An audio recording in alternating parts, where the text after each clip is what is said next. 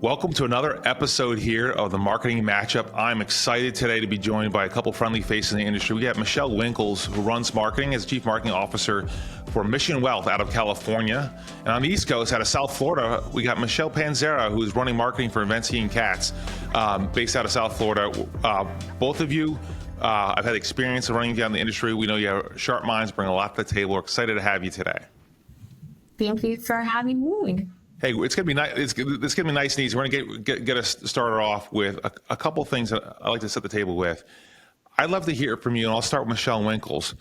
What is on your marketing radar for 2025? What are you and your firm focusing on in terms of helping address your firm's growth aspirations for this year? For this year, obviously there's the traditional marketing channels that we focus on. There's M&A, COI and client referrals, digital marketing, all those traditional avenues, definitely ramping up our digital marketing as it always evolves. We have a new podcast that we're going to be launching probably early summer. So we're strategizing on that, and that's really exciting.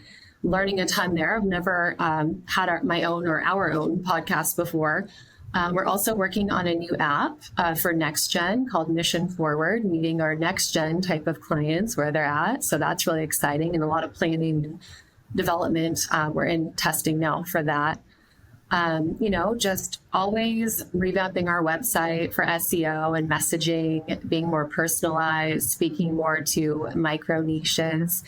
And then also advisor marketing, really elevating our advisors, presence online and their reputation, and teaching them how to market themselves and supporting them.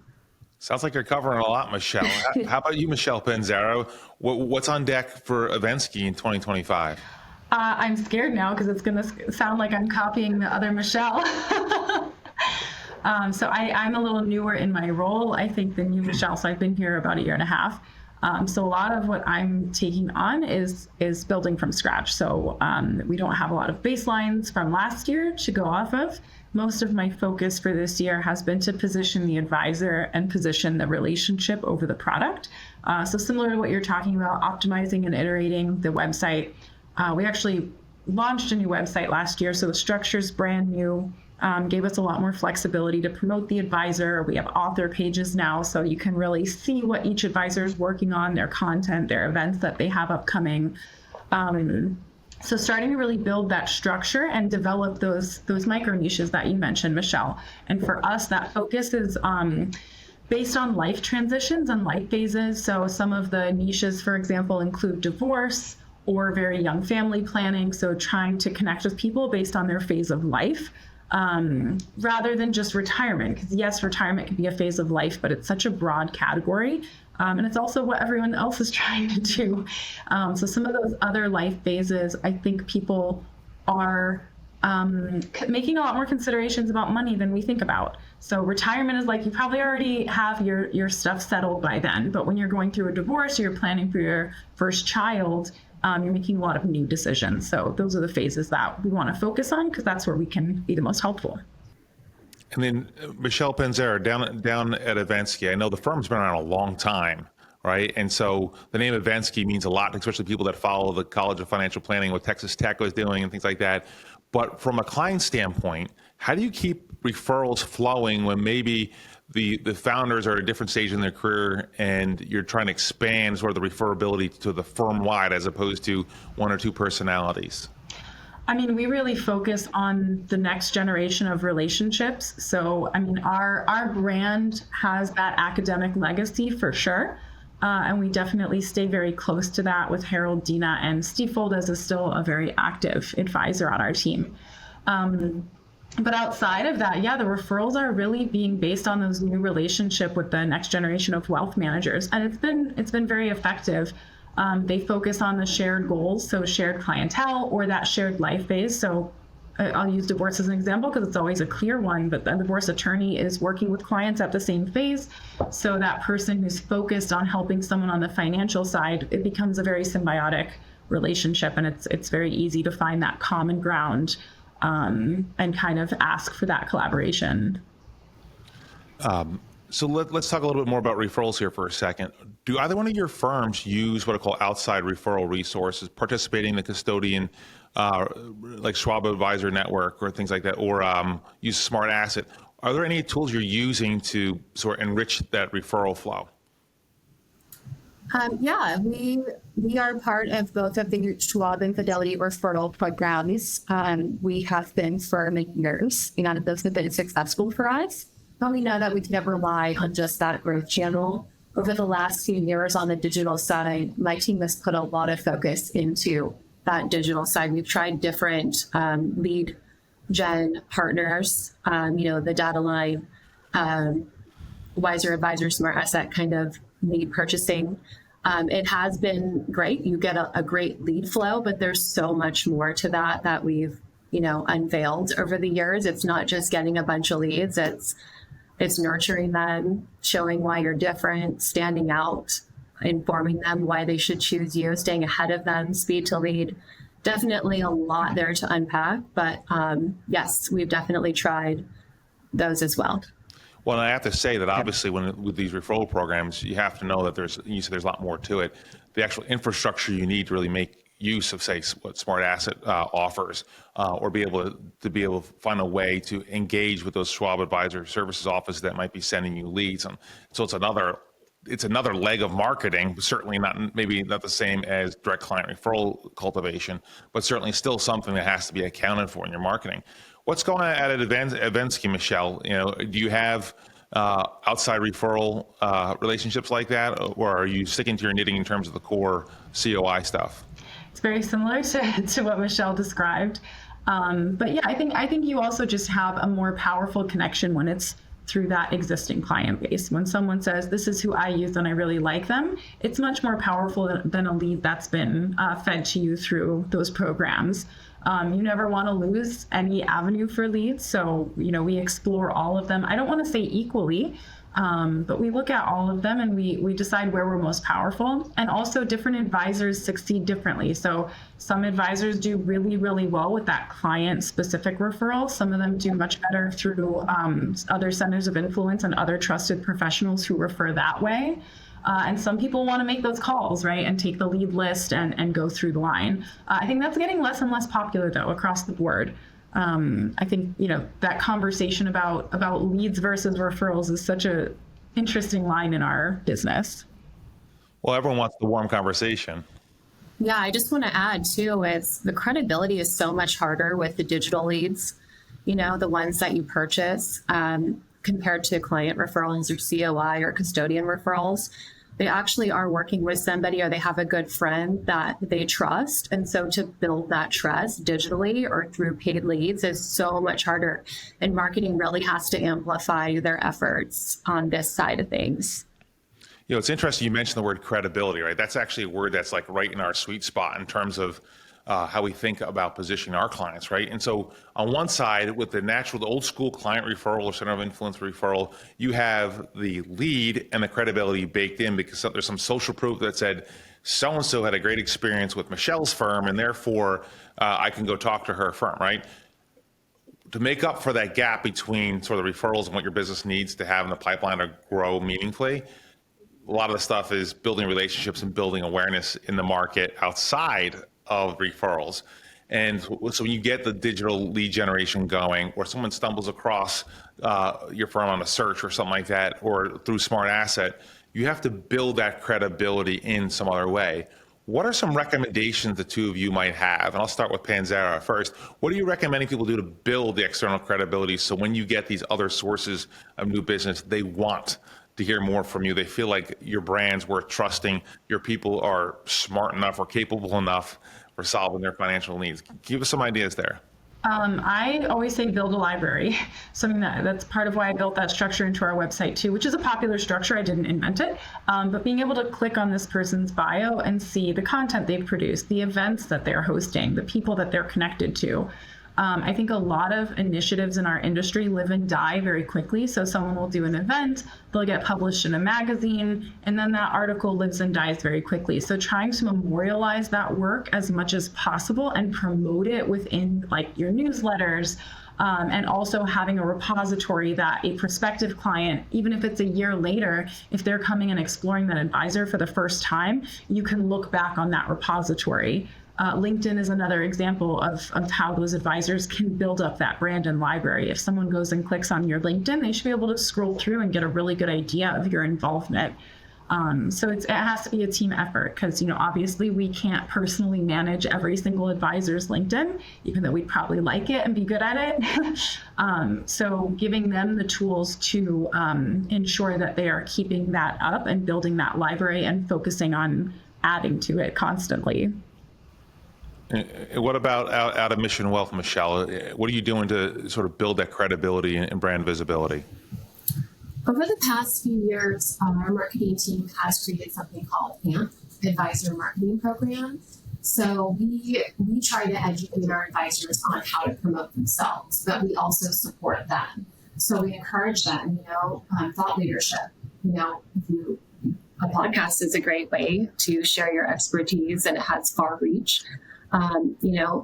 Social media, like Michelle Panzera said, LinkedIn is very important. A lot of people don't know how to use LinkedIn efficiently or how to even set it up. And so we definitely onboard our advisors and help them set up that presence and maintain it as well. There's a lot of features on there that are new and it's always evolving and changing. So you definitely want to set that up properly, and you can connect with clients on there and share your message on there and what and do that.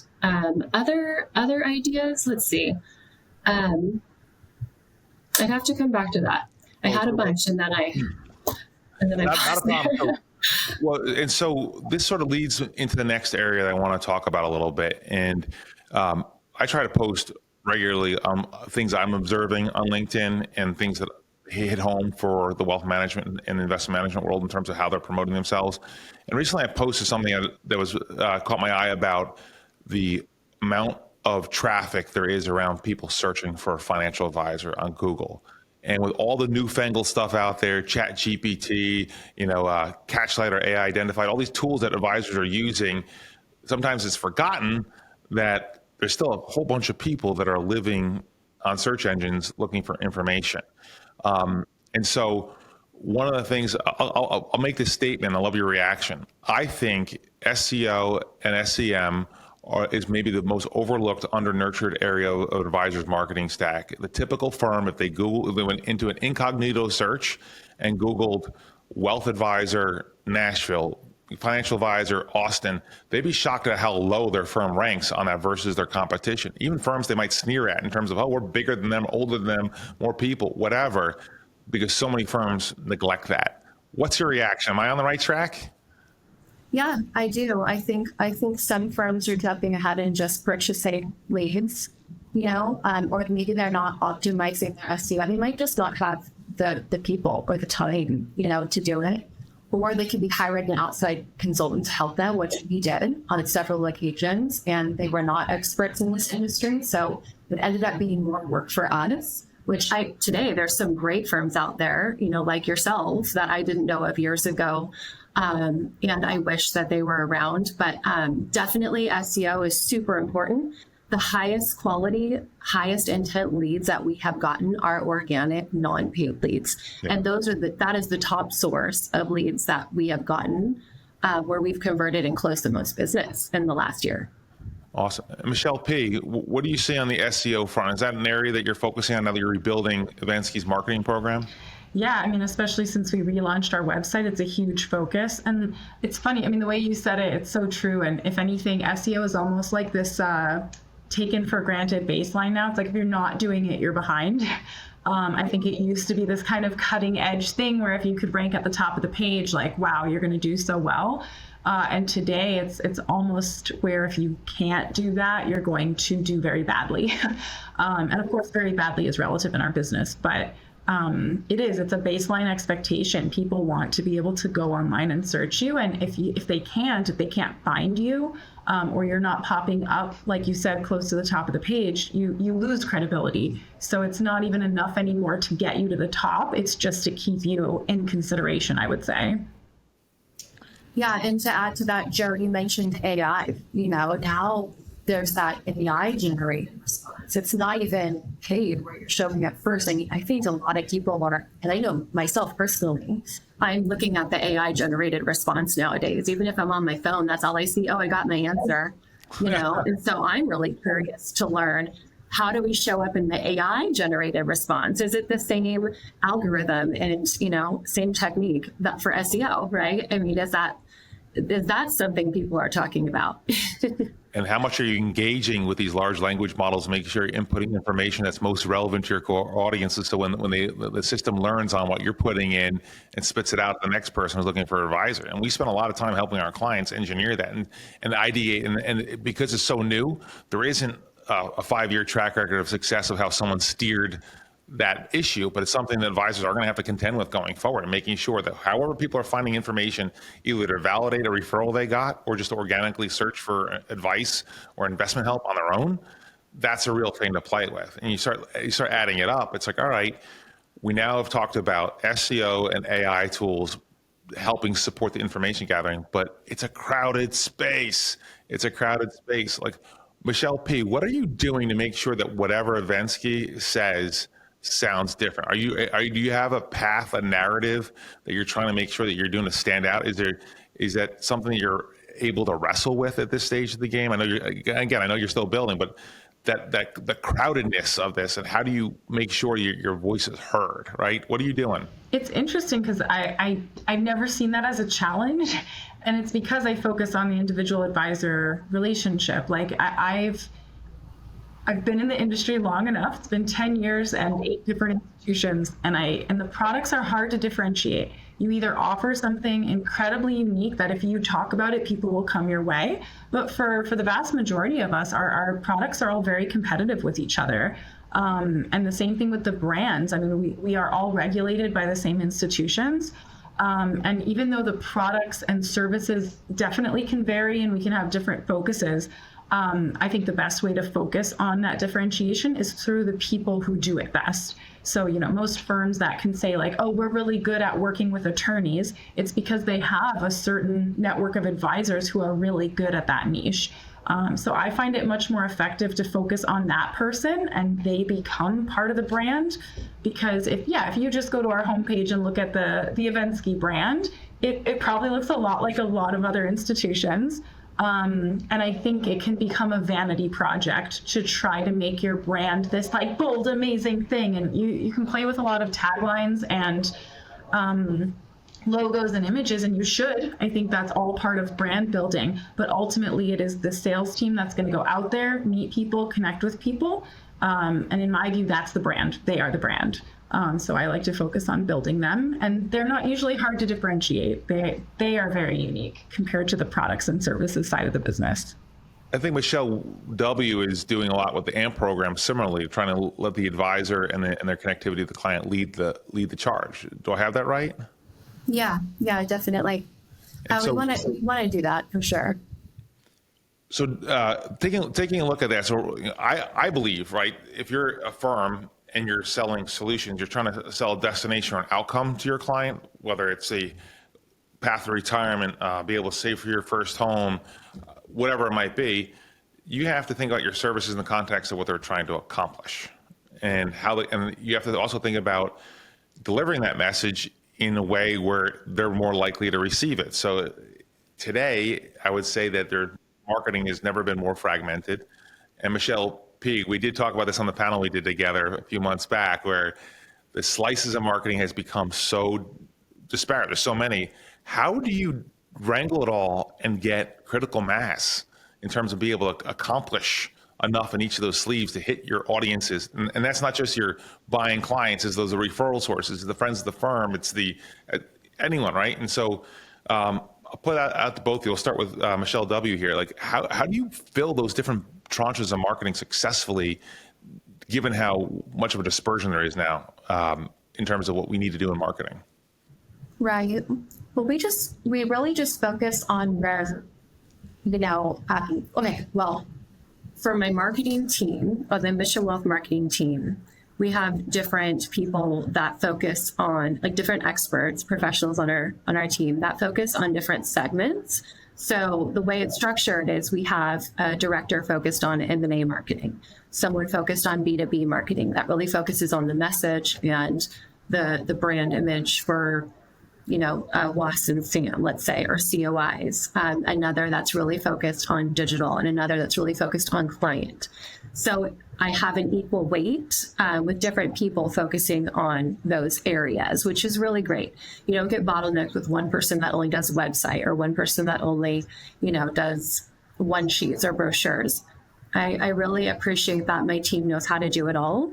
Really, like they can all update the website. They can all really learn their segment, work with advisors to hone in on the message. And we all can work collectively, on, together as a group and strategize on what we can do with those specific segments. So having equal weight in all of those areas and equal support for those organic and inorganic growth channels has been really successful for us. And Michelle P., as you build from the ground up in terms of building up the marketing program at Evensky, how do you prioritize and figure out which buckets you start with? Yeah, as I'm hearing Michelle say, like, I have a director for this and a director for that. I was like, that must be so nice. Right now I'm a one-person show. I'm very thankful that I have access to an agency, which helps us spread out a little more and take advantage of their expertise in so many of those fields.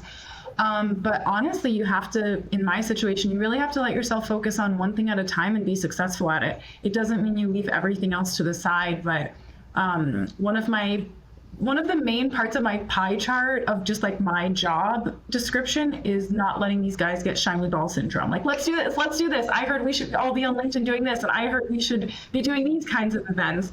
And it's like, I want to do all of that for everybody, but until I'm a 10-person department, we're going to focus on this first. So having a marketing plan that really outlines the strategies you want to focus on for the year and getting that buy-in early and always going back to that document like it is a contract signed in blood. Like, this is what we agreed to focus on this year. Let's get really good at it. Let's measure it. Let's make sure it's off the ground and it's automated and we have a workflow around it before we start to focus on the 18 other things. And again, it doesn't mean that you can only focus on one thing at a time, but you certainly have to assess your bandwidth and give yourself that permission to go work on that thing and do it well. Because if you try to do everything for everyone, you're going to do nothing for anyone. Well, and I think you're leading into something that's really critical here. You're obviously focused on something and do it well. You're measuring how is it going? Like, what are you looking at to quantify if it's going well? And Michelle P., do you have any KPIs, any metrics, any analysis that you're using to help justify your marketing efforts? Each initiative outlined in the marketing plan has KPIs attached to it. And some of them are much more numerical than others. So if we're talking about the website, how many leads is it generating? That's a very easy numerical thing to justify. But so much of we're building on the thought leadership side is about brand credibility. Not a whole lot you can measure there. The measurement, it's going to sound very millennial meets Gen Z, but it's like it's vibes alone. Like, does the sales team feel more empowered? Are they going out there? Are they using these resources? And are they feeling that conversion is happening faster? Because really, that number will be in the outcome. If we're growing assets faster than we were last year and the sales team feels very good about attending more events, building that library, producing more content, collaborating with more other centers of influence on that content, then we kind of have to trust that marketing had a stake in that. And sometimes that's dangerous. And I don't blame a lot of marketers who don't chase down those initiatives because there's not a clear KPI to say, like, look what marketing did. And it becomes the sales team taking credit for that sale, as they should.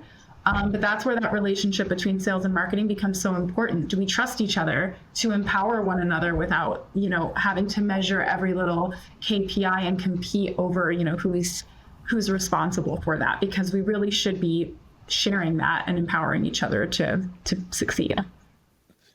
Michelle W., how do you react to that when you think about the points Michelle was making regarding the alignment between sales and marketing, as well as the measurables behind the marketing initiatives? Yeah, I definitely agree. I resonate with a lot that Michelle said. I love data. And I think one of my biggest things is if you can't measure it, you really can't manage it. It is really hard to measure brand awareness. I think that was one of the first things that you said is like, yeah, you can't measure everything, but if you can set up a way to measure what you're doing, I highly recommend it. That's just something that we did 5 years ago when we implemented, I know we use Salesforce, and then we have a marketing automation program that integrates really well with that. But I have a bunch of dashboards, and I'm really focused on the digital channel of growth. And so I have a lot of reports that I'm looking at. Some of those are, looking at where leads are coming from, obviously, how many of those are turning into a discovery meeting? How many of those are turning into an introductory meeting? How many are now in presentation to conversion? There's many stages of the funnel. And I want to measure where the leads are in that funnel and what's converting and why and how long is that taking. So there's tons of things that you can measure. But yeah, that's all I have to add at this point, because again, another big question.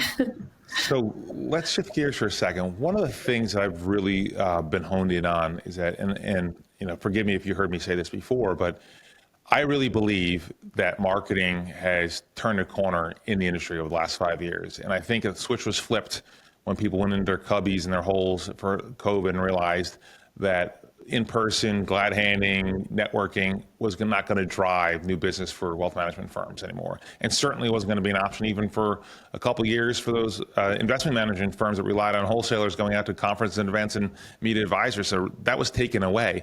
And I think in some ways, that was the catalyst for more firms saying, hey, we need someone who understands all the other parts of marketing to get going and build us something. The two of you are sitting at your firms as the first de facto or real CMOs your firms have had empowered in this role, right? You didn't have a predecessor that built something that you're taking over, right? When you look at that, it begs two questions. One, what's the roadmap, the guiding star for people like you? How do you track your own growth? And the other thing is, who's coming up behind you to build your team? And Michelle P., you're talking about, I'm a team of one. I want to have a team. So what's your answer to that? Like, how do you think about cultivating this newly empowered slice of the business? Do you have any ideas? I think engaging your stakeholders, right? So eventually when you have a dedicated marketing team, you might have people producing content, for example, for your thought leaders, and people who can be dedicated to collecting that content, making sure that we're producing it for certain, like you have this beautiful content calendar that's all mapped out. And I've worked at places where, we had a 200-person marketing department. We were able to do that very, very well.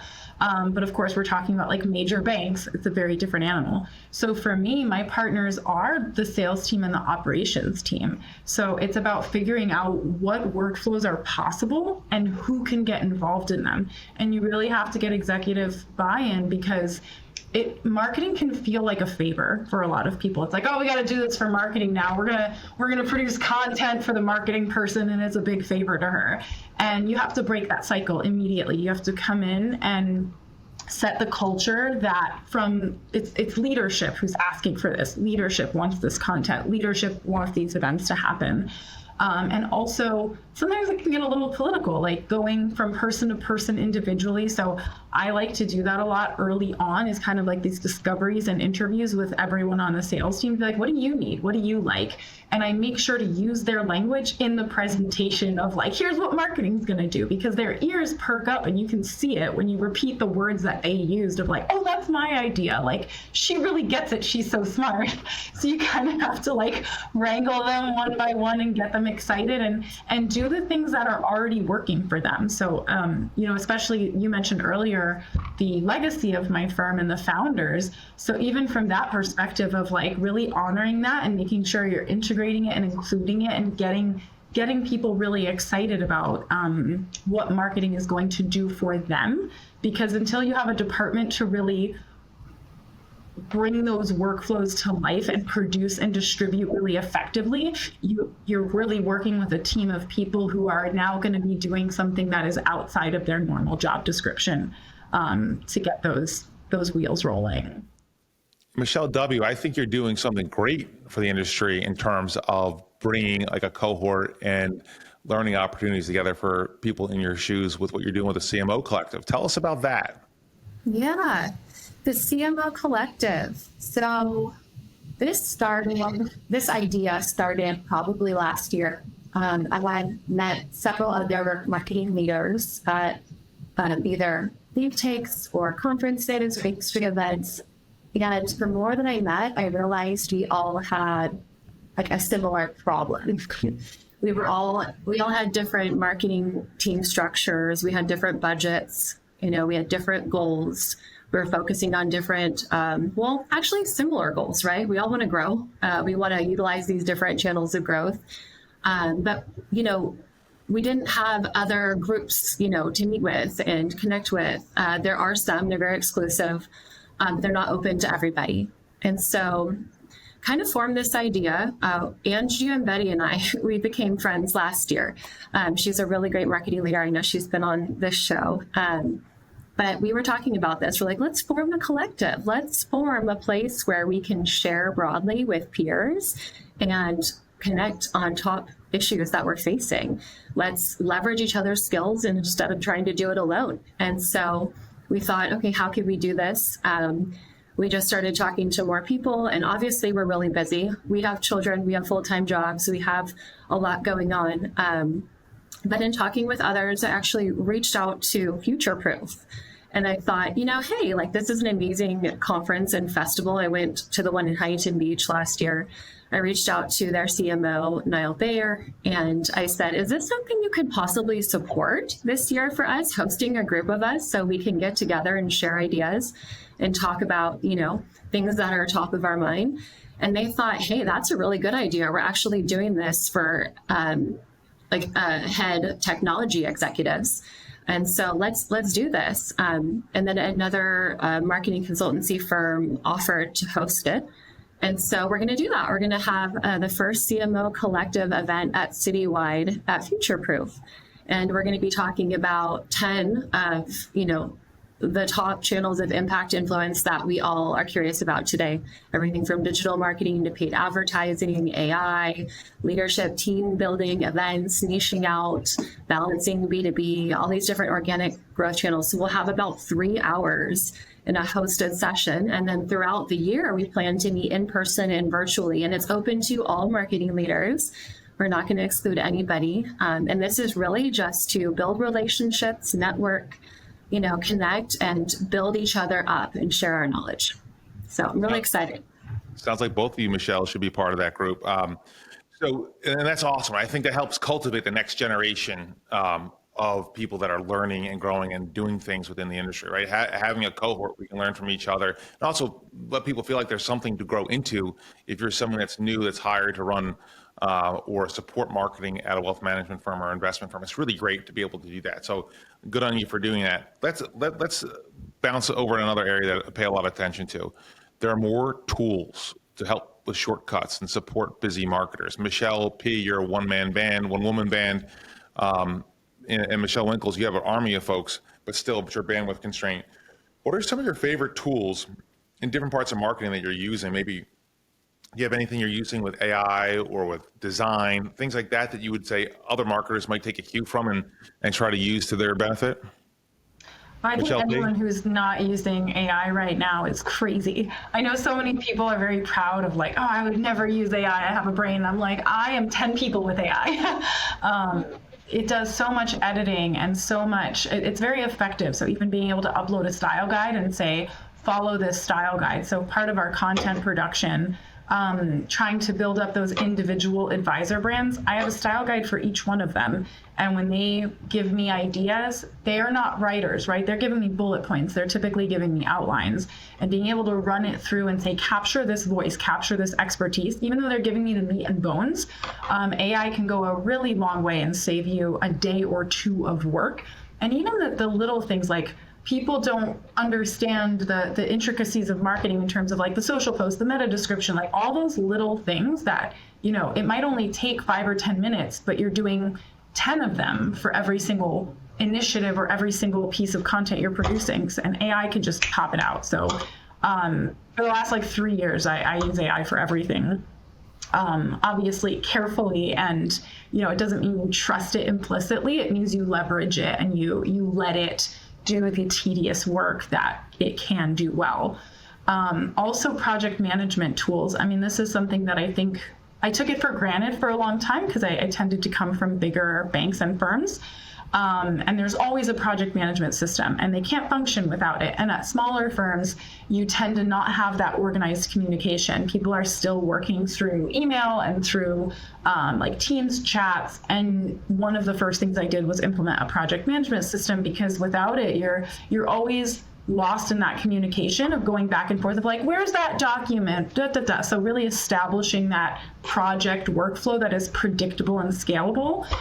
If that is a step that's being skipped, I think that's a huge miss. But I hope that would only happen at small firms. I think once you hit that 50-person team, I doubt you're still dealing with that. And then some type of tracking tool. So we use HubSpot. There's so many MarTech tools, and I won't begin to claim that I know a wealth of them. HubSpot's been the one that I've always used. I like it very much. But it's almost impossible to track without a tool that you can assign campaigns to and get those numbers to be very, very clear. And Michelle W., you talked about using Pardot. What else do you have in your stack of tools to help get the job done? Well, I was, okay, first of all, I just want to say, Michelle, good for you for having HubSpot. We have Pardot, and I wish that we had started with HubSpot, but we started with Pardot. It's a very complex program that we've been using over the last 5 years. And that was one of the tools that we were looking at moving over to. And then we realized we had to start completely over if we do that. And that just made me totally cringe. It's like, no, I don't want to do that. But I did think of a few that are really great. I agree with AI. SEMrush is really great, with AI. Also just monitoring your page's performance, your site's performance, helping you optimize your SEO for some of your web pages. I love SEMrush. That's a really great program. Grammarly is great, like for a day-to-day basis. I thought I had great grammar until I started using Grammarly, but it's definitely taught me a lot. It's helped me get better at my writing. Canva for design, absolutely love Canva. Zapier, we couldn't live without it. It helps us connect all of our MarTech programs to our CRM. Those are just a few of the great ones. We did implement a chatbot that is from a program called Intercom.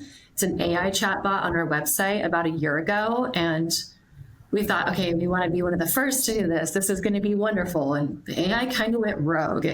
Even though we thought we trained it, it just didn't produce answers the way that we thought it would. And it was more of a hassle than we thought it would be helpful, right? So we decided to really take out a lot of the AI components of it. And then until we have more time to refocus on that and until that program gets better, we'll probably re-implement it. But yeah, we hope to get there one day, we'll get better with AI. So I got one last. I love AI. It is great. ChatGPT and prompting. That was just one more thing I wanted to add to what Michelle was saying. Learning how to prompt your GPT is so important. And there's so many great, I see on LinkedIn, people post little, cheat sheets for ChatGPT prompts. And those are so helpful. I screenshot those and save those, send them to my team.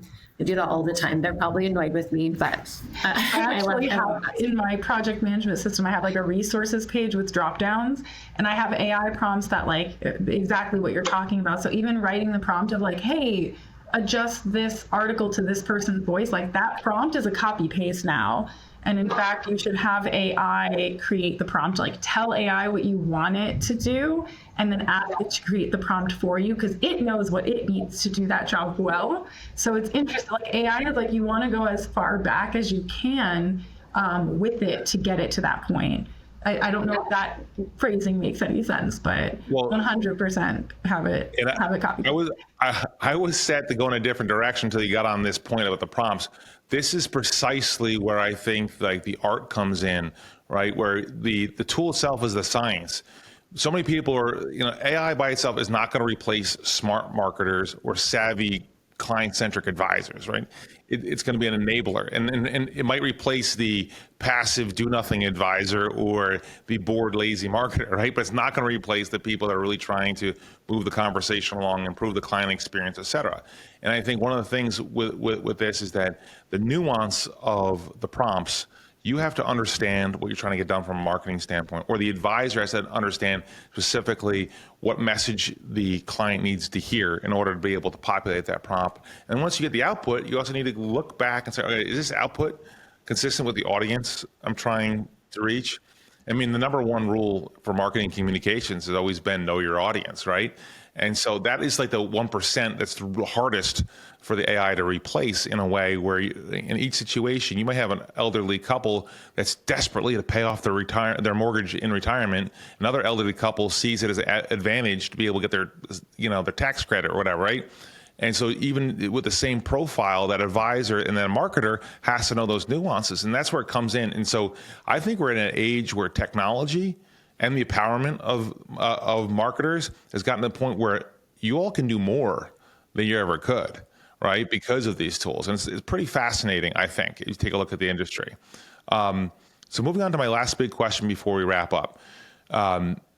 Everyone wants to ask the question. I know your answer is going to be different because of the depth of your marketing department and the size of your firms. But the question is, how do you set a marketing budget? And is it different if you're a serial acquirer versus like a firm that has just grown organically historically? And I know I'm picking on you because both of your firms have done at least a couple deals. But I know that inorganic growth can put pressure on for more organic growth. And so where does that budget setting come in when you think about, okay, what is the firm spending to grow? Answer it any way you want.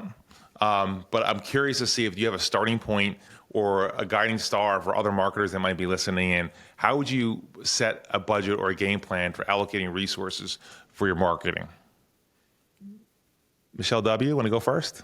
Well, immediately I think about working versus non-working dollars with marketing budgets. I've talked to a lot of different marketing leaders about their budgets, and they're all comprised of so many different things. Like, I know our marketing budget doesn't include M&A. So ours includes, though, meals and entertainment, and that's a lot of people's travel and lunches and such. So digital I would consider working. It's, like actual money you're putting into to get new business in return, right? Yeah. So like the dollars, when you're building a marketing budget and you think of all that you're responsible for, there's the advertising, right? Whether that's print, there's the sponsorships, the philanthropy, that would fall under our marketing budget. Events, regional marketing plans. So each region and the advisors that serve clients in those regions, they have their own budgets as well. And some teams are bigger. Some have more clients than others. So they would have more of a budget depending on the revenue that their team brings in. So that's something to think about. The return, like how many you're converting from these different channels, like what is converting more? You need to put more money into that. So those are just my initial thoughts on marketing dollars, working versus not working. It's funny because my brain went to experimental versus proven. So I think on one hand, I think of the budget in terms of what do we know works. So for our particular firm, referrals and events work really, really well, and we've had so much success. So we're going to put the bulk of our money there. And then the things we're experimenting with, we spend less, but we have to be trying something new. You can't just put everything into the things that you do well, or you're not going to do anything new, and you're not going to learn anything, and you're not going to get new growth avenues. And I think developing, again, like having a very compelling marketing plan that your leadership team agrees on. Once they agree on the goals, the budget's kind of easy because it's like, well, here's how much it's going to cost to do this thing you said you wanted to do.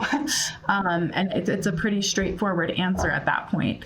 And I think if I'm being asked which one I'm going to prioritize, like if all of a sudden there's a recession and we have to cut the budget, I will focus on the non-experimental pieces. I will focus on the pieces that are proven.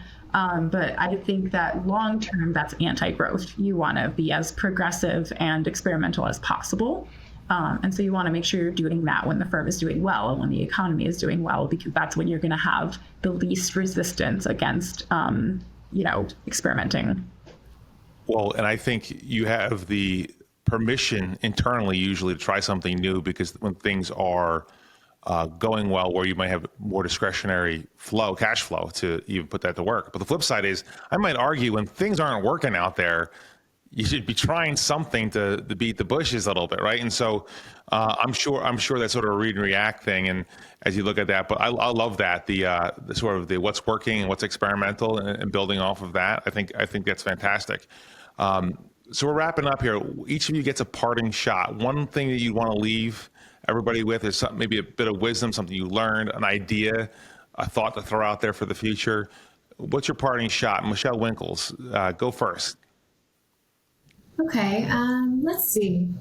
I think, now with all these different ways to get leads, I think one of the things that we're focusing in on the most is being different, right?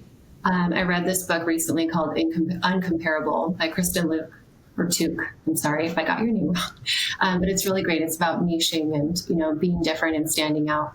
I think that when you are purchasing leads, you're getting a lot of leads and you're competing against other firms, really lead with why you're different. Like, that's the question that these prospects or suspects are thinking about is, why should I answer your call? And that's just one of the things that we're having to think differently about and focusing on what is that client's end goal. And so leading with that in your marketing message is really making them remember like what they came to you for or what they initially reached out about in your message, instead of, we provide clarity and peace of mind and we offer wealth management. I mean, not just throwing out, your services, but remembering, what their end goal is and using that as your message to guide your marketing efforts. I think that is what I'm really honing in more on this year. And Michelle P., what's your parting shot? Amplify the good. So it's kind of what you were hinting at before, or what I was hinting at before with your last question. You want to focus on the areas you're best at. And it's funny, there's data to support this, not so much in marketing, but they measured these professionals and they saw the people who would try to develop the skills that they're bad at, like, oh, Michelle's bad at math, let's make her do more math and get her up to speed. That's actually the least productive thing you can do. It's like, focus on the things you're good at and know that the rest will fall into place. And I don't just mean that as a professional and a marketer, but also like as a firm, like those niches that we're talking about, that is part of amplifying the good. This salesperson is good at something, go with them. Don't say, oh, you're kind of weak on referrals, let's focus on, no, what's he good at? Like, let's go run with that, amplify that. And it doesn't mean you just like forget the stuff that they have to work on. Obviously, we all need to improve in many categories. But I think too many people focus on improving the bad instead of amplifying the good. And it tends to be much more exponential when you amplify. Well, listen, both of you are really generous with your time. I love the insights. I love the energy. There's so much more we can cover. And I know that there's conversations like this will happen again in the future. Both of you, thanks for taking the time. Appreciate you joining Marketing Matchup. Again, thanks to Michelle Panzera of Evensky, Michelle Winkles from Mission Wealth. Awesome job. Thanks so much. We'll see you out there on the road. Thank you. Thanks, Joe. Thanks for listening to Marketing Matchup, a production of Gregory. If you like what you heard, please listen and subscribe wherever you get your podcasts.